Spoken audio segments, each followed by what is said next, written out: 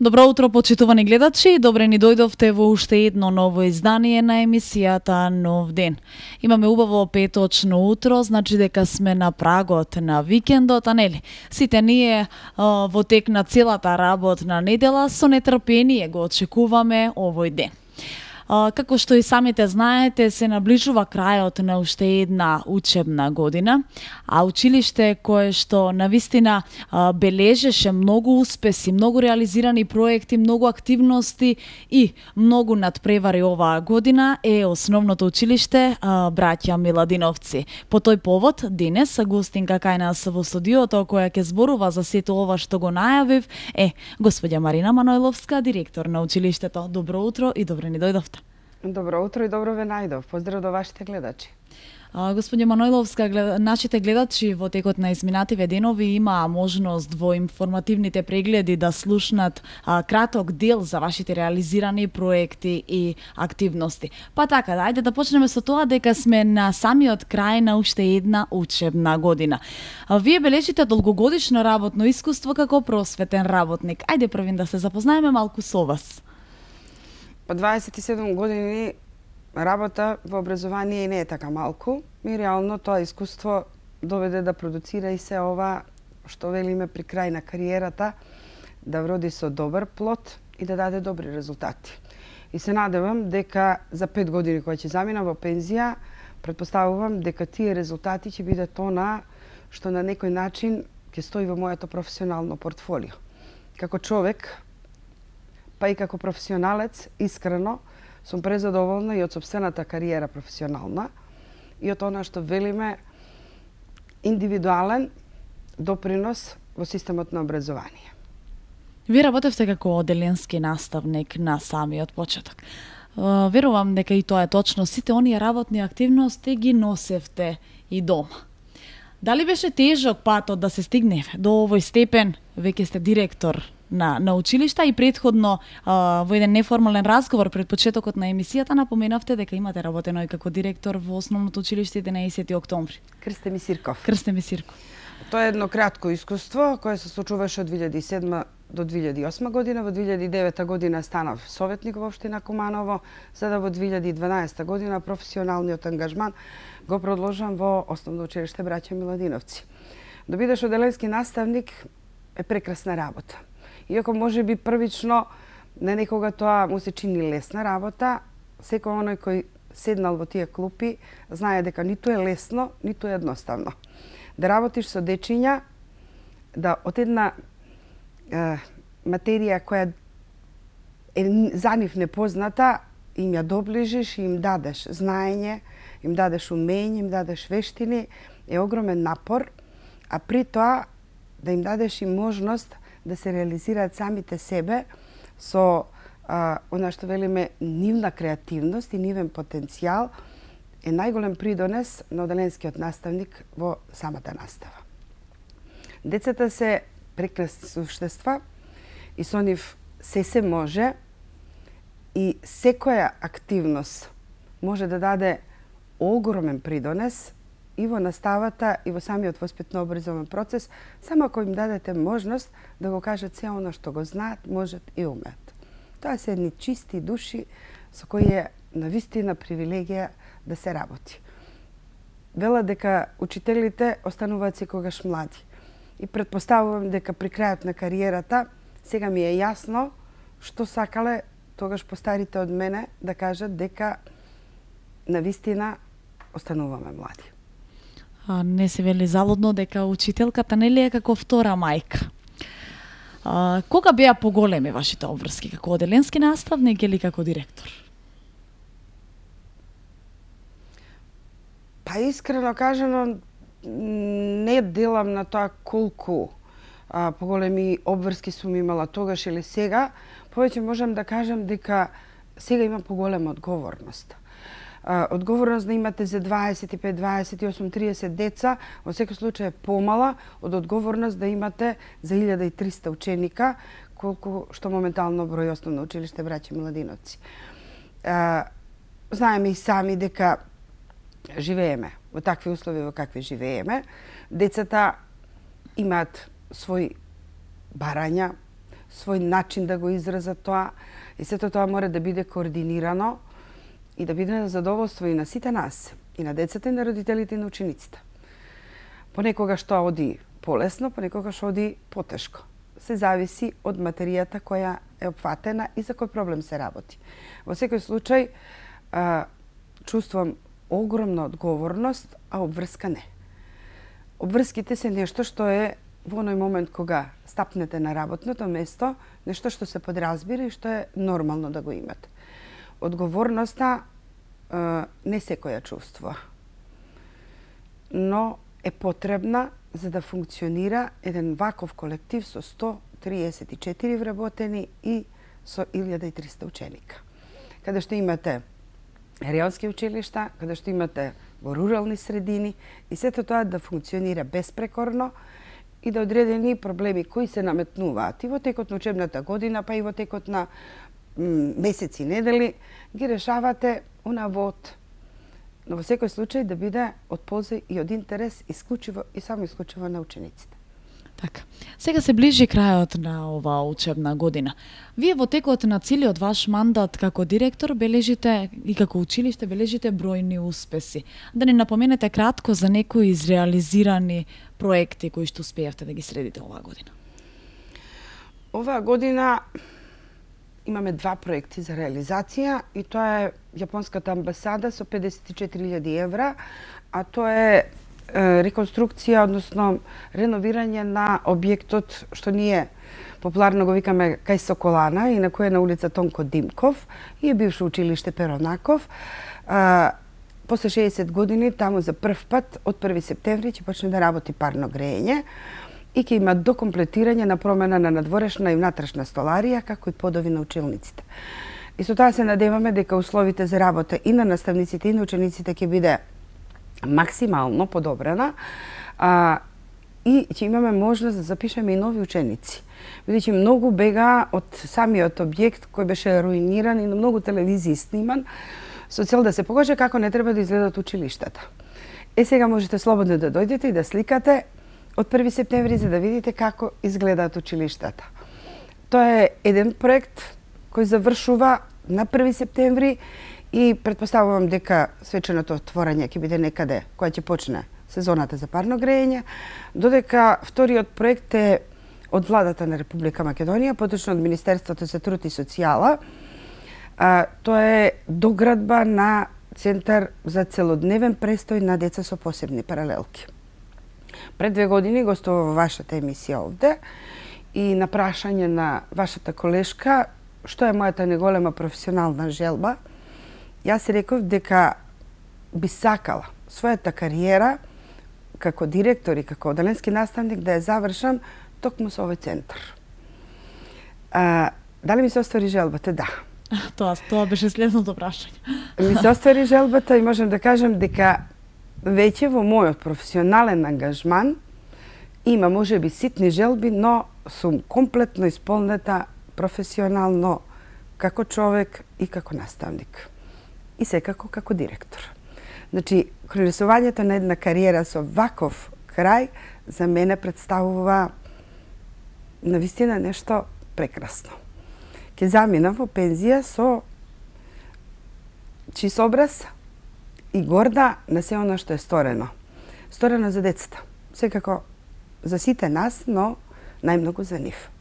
И овој проект е завршеток на нешто што јас сум го посакувала интимно, длабоко во себе, најмногу од се.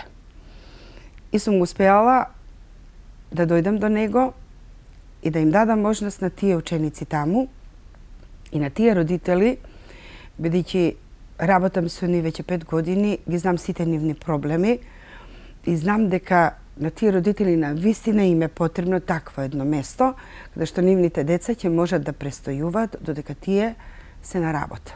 Со тоа го подобруваат и социјалниот и економскиот статус на семејството, но и даваат придонес во самиот воспитно-образовен систем за нивните деца. За поголема социјализација и за поголемо едуцирање и воспитание на оваа категорија на ученици. Тоа е еден од проектите. Напоменавте дека имате изреализирано и проект од USAID, од Сорос. Да слушнеме нешто кратко и за нив. Да споменеме. Па многу години наназад, поточно уште од 2012, кога станав директор на Основно училиште Браќа Миладиновци, ја почнавме соработката со USAID на тема мултиетничко образование и стартувавме заедно со партнер училиште Байрам Шабани. Тој проект сега е веќе ставен и во рамките на самиот воспитно-образовен систем. Општина Куманово прва на ниво на Република Македонија изработи стратегија врз основа на придонесот на овој проект, така да самото образование веќе е сосема по-другачие насочено после тие 4 години проектни активности. Како реализација на самиот проект, наградата од нивна страна беше финансискиот аспект, а тоа е исто така реновирање на зградата кај Соколана, која беше навистина руинирана. Тука успеавме да ги реновираме сите училници и тоалети, со што и ги подобривме условите во самиот старт за работа на учениците. Сега со ова новото е сосема докомплетирано и како објект завршен. Со USAID продолжуваме и понатаму да работиме на истата стратегија и на истите ангажмани како до сега, бидејќи сме прво училиште заедно со Байрам Шабани во општина Куманово, кои имаат декларација за први кои почнале со мултиетничко образование. Тој проект го работевме 5 години и продолжуваме натаму со истата стратегија и со исто темпо. Во самиот старт исто така успеавме да добиеме и грант од Централна Европска банка за реновирање на централната зграда и тоа беше навистина обемно реновирање. За прв пат после 1977 година Основното училиште Браќа Миладиновци го доби својот вистински лик кој го заслужува како едно од најголемите основни училишта во самата општина. Како награда за успешно реализираниот проект и за оно што го имаме направено и сторено, Централна Европска банка минатата година ни подари и 500 столчиња и 250 клупи, што е навистина за нас преку потребно. Сите знаеме дека столчињата и клупите се кршат и дека училишниот мебел е хроничен недостаток во сите училишта. Со оној кој го имавме стар, помогнавме одредени колеги, одредени училишта во нашата општина, исто така да имаат доволен број, така да ние сега сме во целоделенска настава со комплетно нов училишен мебел. Имавме лична, наша, собствена реконструкција на руралното училиште во Студена Бара. Таму комплетно имаме заменето столарија натрешна и надворешна, подови и училишен мебел, така да и таму учениците работат во добри услови. Сега останува проектот кој го поднесовме во општина Куманово. Претпоставувам дека некаде за месец дена можеби ќе имаме сознание дали е прифатен или не, за реконструкција и обновување на руралното училиште кое го имаме во село Пчиња. И таму исто така е предвиден зафати промена на надворешна и внатрешна столарија и подови, така да и таму децата ќе почувствуваат она што велиме убав амбиент за работа. Тоа се проекти кои во овој момент се уште немаме одговор, но се надеваме дека ќе бидат усвоени и добиени и на тој начин ќе имаме доволно можности да има возможиме на сите подобри услови за работа. Имаме и проекти кои сме ги работеле со Сорос, со Песталоци од Швајцарија, и сите тие во делот на финансии се наградени. Дел од тие средства има искористено во посебните паралелки, затоа што таму беше голи зидови, сега имате атмосфера за работа и навистина убаво чувство на децата кои престојуваат таму, да се чувствуваат како свој на своето. И оваа година го одбележавте патрониот празник на основното училиште браќа Миладиновци. Кратко да слушнеме и за тоа, а со кои свечености? Претпоставувам дека крајниот датум за прослава на патронатот ќе биде на 23 мај во спортска сала. Добро. Долу. Ги покануваме ве прилика сите родители и граѓани да дојдат на самиот настан и да учествуваат во него, затоа што ние прославуваме 65 години постоење на Основно училиште браќа Миладиновци. Допрва ќе бидат обавестени и за часот, и за начинот на кој како ќе биде прославата, но тоа сакаме за сега да остане мала тајна и изненадување и за граѓаните, и за родителите од она што ние го спремаме за 23 мај. Едноставно ќе имате со што да се пофалите. Еве оваа година. Секако. Имаме 1300 ученика, паметни, интелигентни, креативни и во секој случај исполнителни, кои таа представа ќе ја направат да биде нешто прекрасно. Кога сме веќе кај учениците, имате земено учество и на бројни надпревари оваа година, општински, регионални, како и државни. Да не издвоите некои од нив и некои освоени места, да не напоменете. Па видите вака, првата година која станав директор, имав обичај на Facebook да објавувам која награда како сме ја освоиле.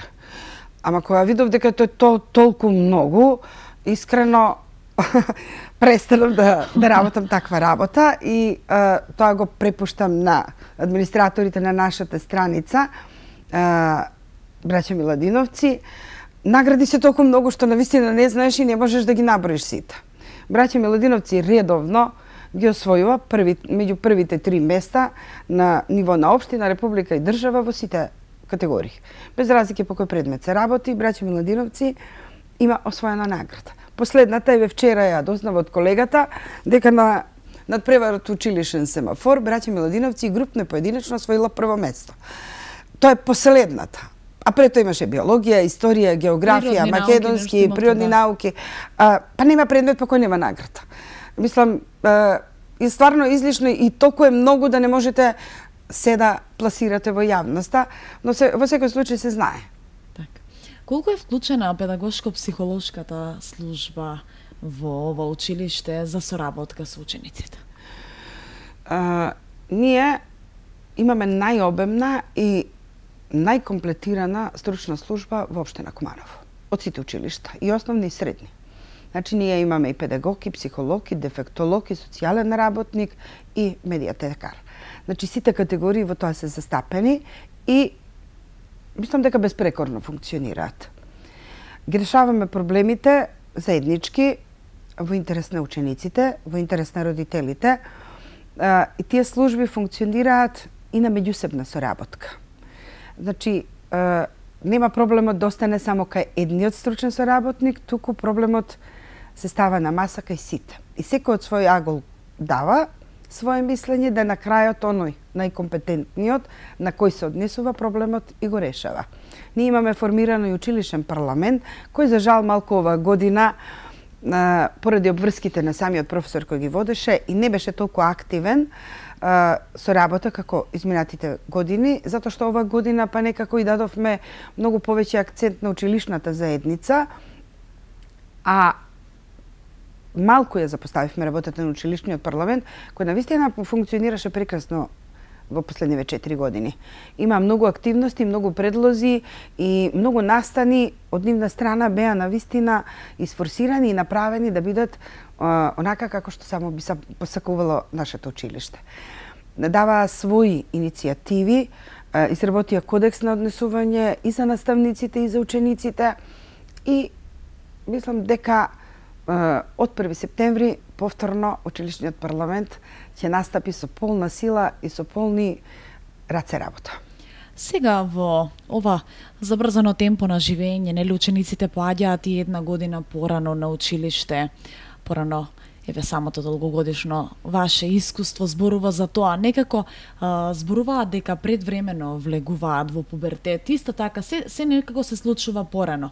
Ја имаме оваа современа технологија, оние мајсторски направени компјутерски игри. Вашиот став во врска со тоа, колку учениците посветуваат внимание на учењето, а колку на компјутер едноставно?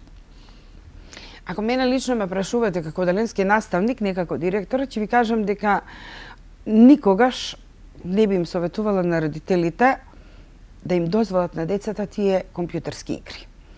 Работа на компјутерот имате доволно во училиште, на часот по информатика, на оние одредени предмети, бидејќи ИКТ технологија во самата настава е застапена веќе 30% и мислам дека тоа треба да остане тука.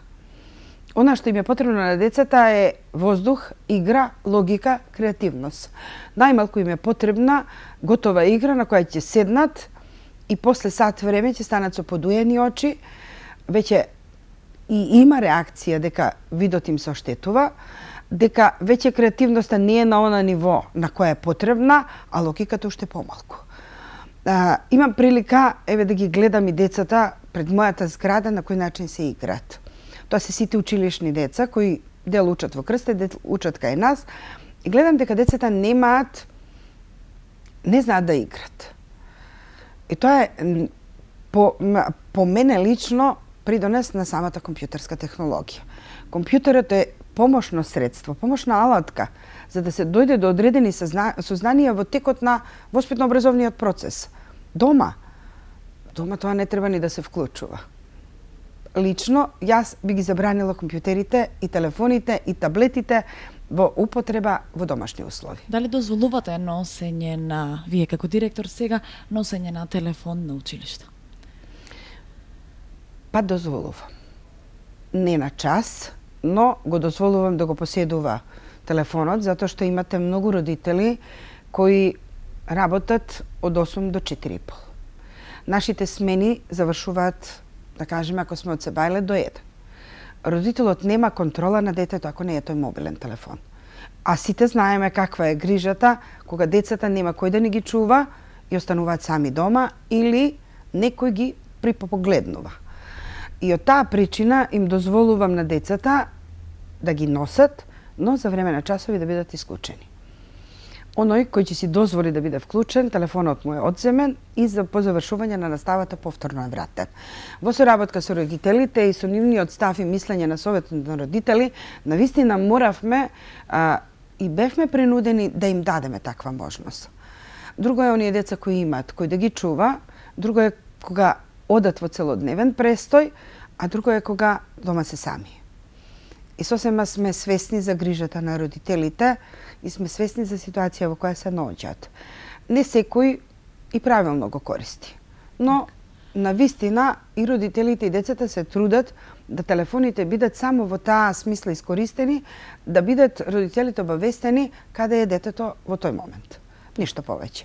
Така да, навистина немаме проблем. Во почетокот може би, кога почнаа тие... Мало злоупотреба на таа дозвола. Но сега веќе такво нешто нема.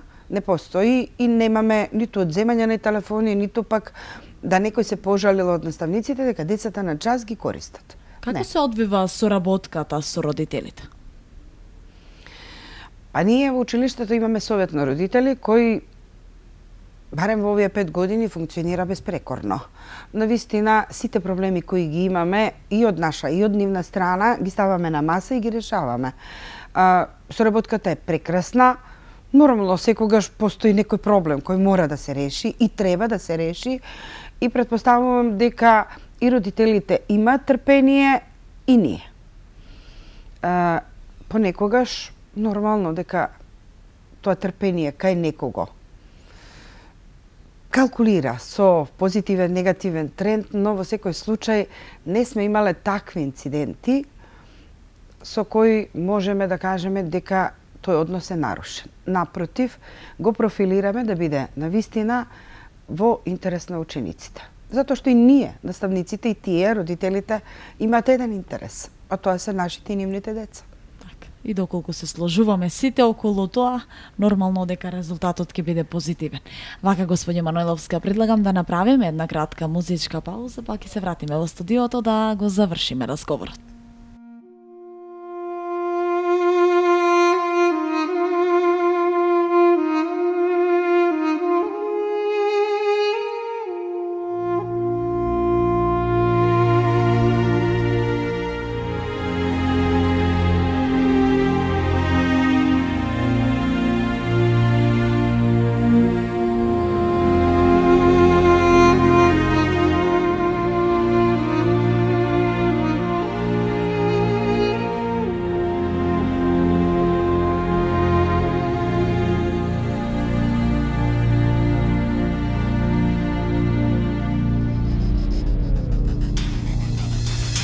Slušam kaj šuma, šumite bukite.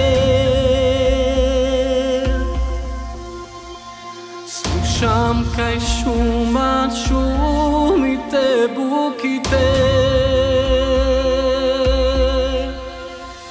Slušam kaj šuma, šumite, plačam za Vojvoda, da kapidano. Slušam kaj šuma, šumite, plačam za Vojvoda, da kapidano. Drugari verni, drugari makedonci, drugari verni, drugari makedonci, koga ni se vrvite, so konji da ne tropate, ne tropate, koga ni se vrvite, so puški da ne frlate, ne frlate.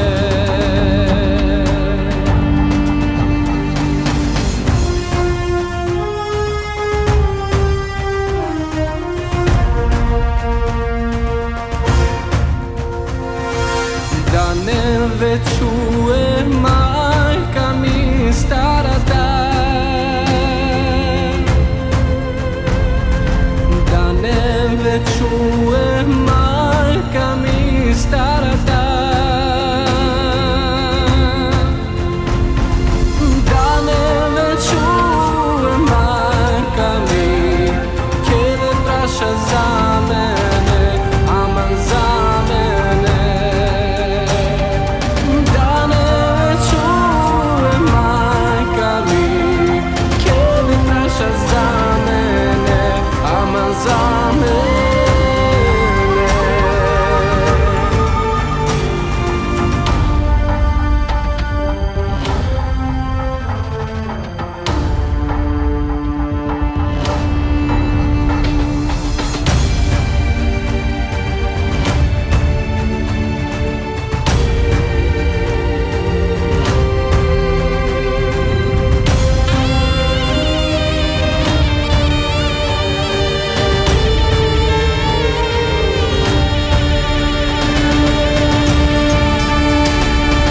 Kade sin bi Kostadin, Kostadin, kade sin mi Kostadin, Kostadin Vojvoda, da kapidano. Kade sin mi Kostadin, Kostadin Vojvoda, da kapidano. Siti se majko, o žena, o žena.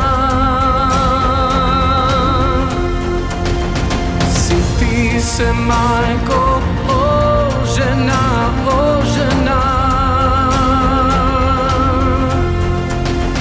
Siti se majko, o žena, zajedna Makedonka porobena.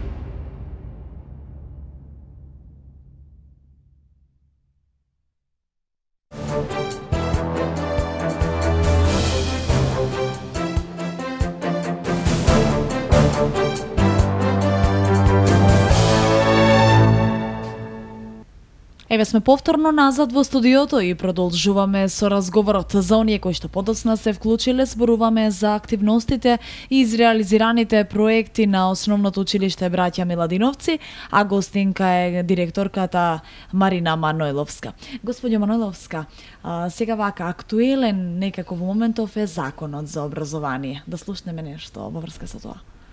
Да, и се надевам дека законот ќе биде навистина во интереси на учениците и на наставниците. Оно што од секогаш сум се залагала и сум тврдела е многу битно и многу важно да се свати дека основното образование е описменување и воспитание. Детето во основното образование треба да биде описменето и математички и јазично, и од друга страна воспитанието да го земе буквално под своја мишка. Да се знае дека воспитниот процес во тој дел и во самиот систем е вграден и искалкулиран максимално. За жал, ние имаме образование, но немаме воспитание во последниве години. Законот предвидува разноразни битни и небитни теми и по мене лично глоби, затоа што глобата не секогаш дава своји резултати и таа глоба треба да биде земена од аспект за функционирање на системот. Наградата ја нема, но глобата ја има. Едните ги мотивирате, другите ги дезавуирате. Се надевам дека сега овој нов закон, прелиминарно кој имам прочитано и ми се допаѓа, и претпоставувам дека ќе најде на одобрување кај оделенските наставници и предметните кои се вклучени во системот на основно образование, но во секој случај би сакала еднаш за секогаш да го расчистиме тој појам основно образование. Основно е навистина основно, почетно. Воспитание и образование, запознавање со сопствената татковина, запознавање со системот кој владее во нашето општество и максимално описменување. Ништо повеќе од тоа не им е потребно на учениците. Растеретување веќе го има во новиот закон и навистина министерката даде доволен простор на сите групи кои учествуваа во ова да го дадат својот став, својот мислење и законот навистина за сега ми се допаѓа. Се надевам дека ќе биде и вака усвоен и ќе функционира како што треба. Сумирано, вие сте задоволни од текот на целата оваа учебна година, но дали се подготвувате за прием на првачињата? Да, секако. Со завршување на уписната политика од 1 до 31 мај, како и секоја година, точно ќе знаеме која е бројката на учениците, мада и сега ја знаеме прелиминарно, бидејќи отприлике знаеме секоја година толку ученици се во крсте, толку се во браќа, и подготовките за првиот учебен ден го прават учителките, секогаш среќни и радосни, што баш тие им се избор на нивните ученици. Ќе биде оваа година малку поинаку од сите досегашни, затоа што е редно нешто ново да внесеме во самиот процес. Да децата ги спремиме и за игра, но и за учење. Така. Кога започнуваат уписните рокови? Од 1 мај до 31 мај е уписната политика кај сите основни училишта и отприлике некаде во август повторно имаме некој мал број на ученици кои се допишуваат од разно причини. Доаѓаат од странство, оние кои некаде заминале доаѓаат, така да тоа е мала бројка. Дали за сите е иста комплетната документација која што треба да ја донесат? Да. Сите имаат извод, картонче од вакцинација и картонче од забно и доволно за да се запишат во прво оделение и да зачекорат во она што велиме малку поозбилен живот од оној безбрижниот до предучилиште. Така, сега, кратко би сакала да поразговарам со вас, и вакцинацијата не е задолжителна за упис. Минативе денови е мојата колешка од информативната редакција беше во Центарот за јавно здравје и рекоа дека картонот за вакцина повеќе нема да биде предуслов за запишување во прво оделение. Тоа ние мораме да го добиеме званично, така. Па дори тогаш да кажеме дека не ни треба. Тоа се некои одлуки кои министерствата меѓу себе ќе ги расчистат и веројатно ќе се знае. Ние по закон за основно образование сме должни секој ученик кој треба да биде опфатен во системот да го запишеме. И нас тоа не е важно. Останатото претпоставувам дека со некои законски измени, промени и укажувања ќе бидат дојдени до сите нас. Како ги складирате првачињата по групи? По кои критериуми се водите кога ги формирате групите? Дали има случаи, претпоставувам дека има некои деца па сакаат конкретно кај некоја учителка бидејќи претходно нивното братче или сестричка учеле таму? Па тоа веќе е 90% случаи. Веќе сите доаѓаат со изберена учителка, со решено тоа која ќе им биде. Сега дали е тоа од искуство семејно, сестричка братче, или е тоа од приказните од мало, од колешки. Во секој случај сите веќе доаѓаат со изберена учителка, што искрено мене како оделенски наставник не ми се допаѓа. Како директор можеби ми е полесно, но од друга страна како оделенски наставник и не ми е. Сите кои се вработени во образованието имаат свој капацитет, квалитет кој им го даваат на учениците во текот на учебната година и некако тој маркетинг кој во последните години претпоставувам дека тука придонес даде и на намалениот наталитет, односно намален број на ученици, битката и борбата за секое дете да се сведе на она се или ништо. Искрено не ми се допаѓа тој начин на упис. Она беше подобро кога децата доаѓа на некој начин селектирани од педагошко-психолошката служба, групите направени врз основа на некоја социјална карта, врз база на она што го прават како тестирање на самото место врз учениците и се формираат групи. Сега веќе групите се формираат врз база на желба на родителот. А во секој случај законот го дозволува. Дека родителот има право да го запише своето дете каде сака. Ние удоволуваме, но никогаш и не си во можност. Една учителка не може да има 40 деца, другата да има 5. Секако, да. Што е нормално и тука доаѓа и до некои пореметувања на оние човечки односи. Сега за сега функционираме и тоа добро, ги совладуваме овие препреки. Се трудиме максимално сите колешки подеднакво да имаат број на деца и немаме таков некој огромен проблем во кој некој или некоја ќе може со толку ученици да работи. Се справуваме во секој случај со уписната политика и добро ни оди. Господине Маниловска, ви благодарам за денешниот разговор и за денешното гостување. Се надевам дека повторно ќе се гледаме во иднина. И јас се надевам во секој случај само за успесите на браќа Миладиновци. Така, за патрониот празник се гледаме. Се гледам. Најбрзо што благодарам.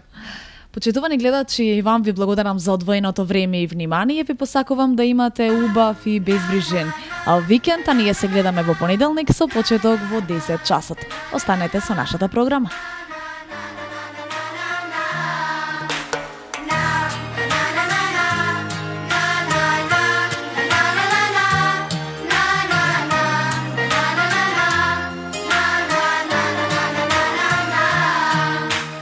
Светот нон-стоп врти круг, вчера север, денес југ. Што му можат лавини, понесу убавини. Нека спие сонцето, кога грее срцето. Сите луѓе срекни се, штом ќе почнат песните. Секој го снима својот филм, секој се фали каде бил, секој те гледа на профил, секој има право да ти каже здраво. Секој го снима својот филм, секој се фали каде бил, секој е човек како ти. Овој свет е мало, мало место убаво.